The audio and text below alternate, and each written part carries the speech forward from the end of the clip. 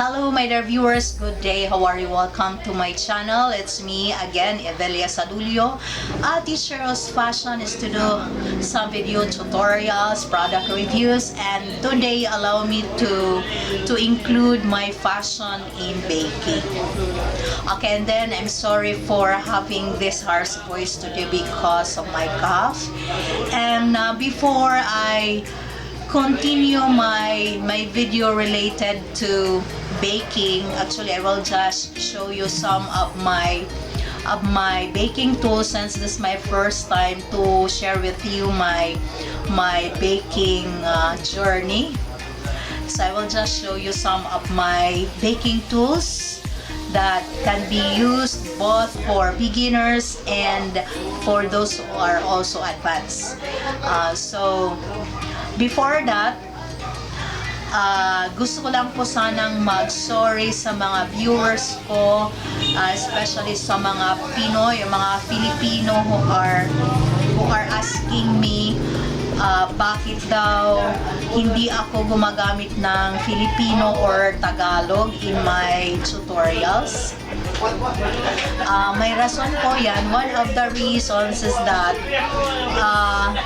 I want to expand my viewers, not only tayong mga Pinoy, para din po sa mga taga-ibang bansa. And then aside from that, most of my subscribers are not Filipino. So kakaunti lang po yung mga Filipino na mga subscribers ko. That is why I need to deliver my tutorials, my product reviews in English. Just allow me in this video, allow me to speak both in Tagalog or English. So itataglish ko na because there are some words na hindi ko ma-express sa English at hindi ko rin ma-express sa Tagalog na hindi ko i-mixed. Okay lang po. And then please do not forget po to subscribe my channel. And please also click the notification button for more of my videos in the future. Okay, these are my baking tools. So I will show you later one by one these tools. So first, I will show you my baking pans. So I have circle baking pans. So tatlong klase. Mayroon akong maliliit. This one, I have two smaller baking pans. Yan, dalawa.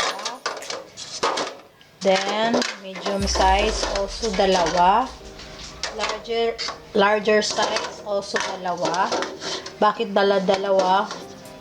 Because when I make a cake, gusto ko na mayroong layer na hindi na ako magkakat para lagyan ng icing sa gitna.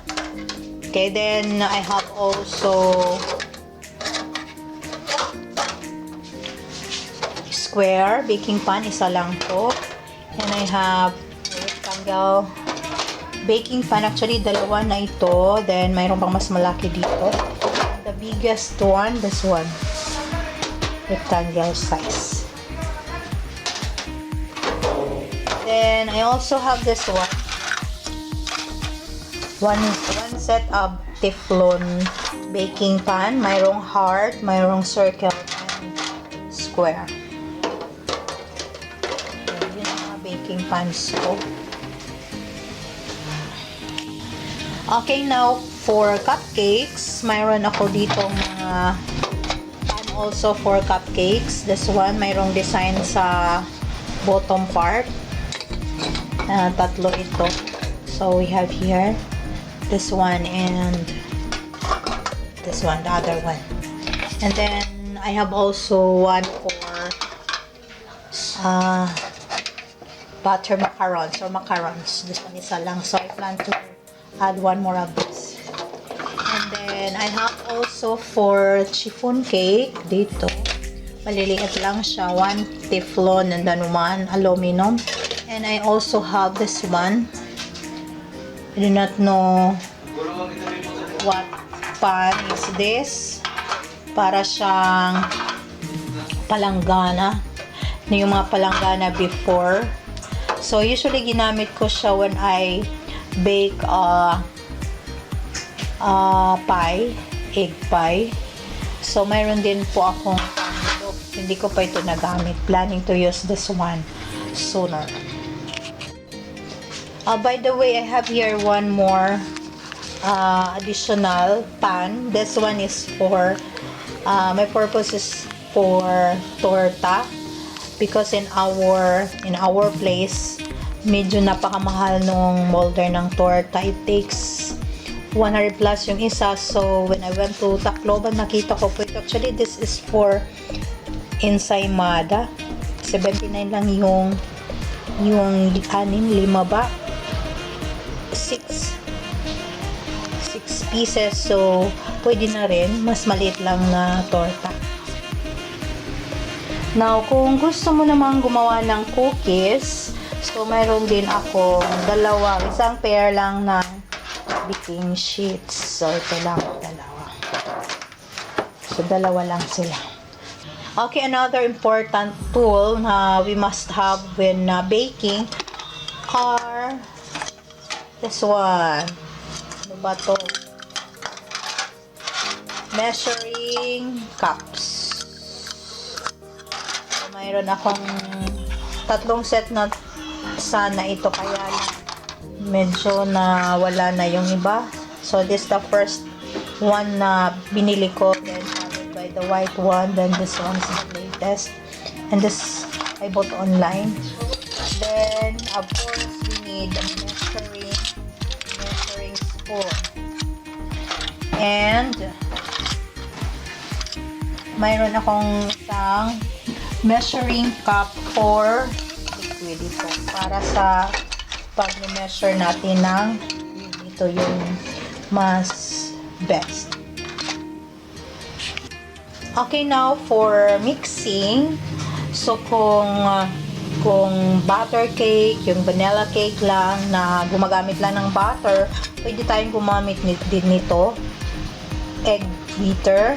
So, I have here two. One is smaller than the other. And then, also, you can use this wooden spoon. Laki siya. Pwede siya.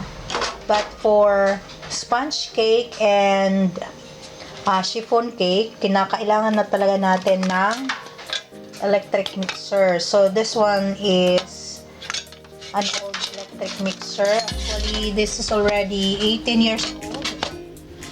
Okay, because this is the one I use when I bake when I bake my second son's first birthday, which is now 18 years old. So, together with this. Pero kaya pa niya. Nakakapagtrabaho na siya. So, yung brand niya. Take note, 18 years na siya. So, ito yung pinaka-oldest na tool ko dito. For mixing. And then, this is also very useful kung gagawa tayo ng icing. And recently, I'm planned to buy stand mixer, pero plano pa lang po. Okay, another important thing na mayroon tayo is the strainer. So, simple lang yung strainer ko. So, plastic. You can buy stainless of this. Meron dyan. The stainless. So, ako, yan lang muna for a while. Then, kung gusto mo namang mag-decorate ng cake, lagyan natin ng icing. Of course, we need our mixer. Then, I have some scraper for the side of the cake. This one. So, I also have this one.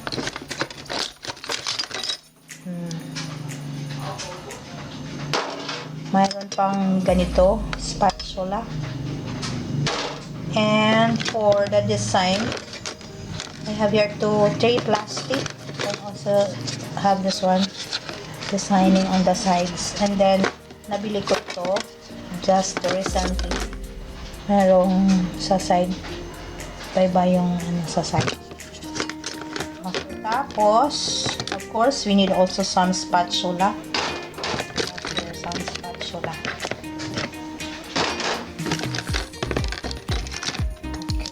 So these are my spatula. Okay, now para mapadali yung pag-design natin ng cake, I also asked my son to give me a gift. Nag-ask pa talaga para mabigyan ng gift. This one. Turntable. Para mapadali yung pag-design mo ng cake. And then also, this one. I also asked from my son para madaling ma-remove yung topmost ng cake. I have here some pang-design. So, I have here. So, hindi ko pa nagamit. So, bago lang namin. So, this one also. Nagamit ko na to. Mayroong circle, mayroong heart, mayroong maliit na heart. Tapos, this one also, star, circle, and heart na naman. Then, I also have this one gift from my son. Again, gift. Oh, gift niya. Maraming ng cookies. Tapos, para din mapaganda yung cake ko, namiling po din ako na bilhan ako nito para makagawa naman ako ng mga roses, mga flowers. Plus, with this. Okay. Before yung ginagamit ko, naging provide ko before. Nahirapan po ako. Pero, ngayon hindi nandito na. Tapos, para sa icing, kasi before hindi pa master yung paggawa ng icing, minomonitor ko talaga yung temperature. So I have here thermometer. Hindi lang siya digital pero nakakatulong naman. Okay, yun lang guys yung mga gamit ko sa pagbe-bake. Yun yan. Medyo kulang pa po yan. I need to buy yung high-tech na pang design ng cookies, yung mat na doon ko imamasa yung yung stand mixer, yung mga plans ko, pa.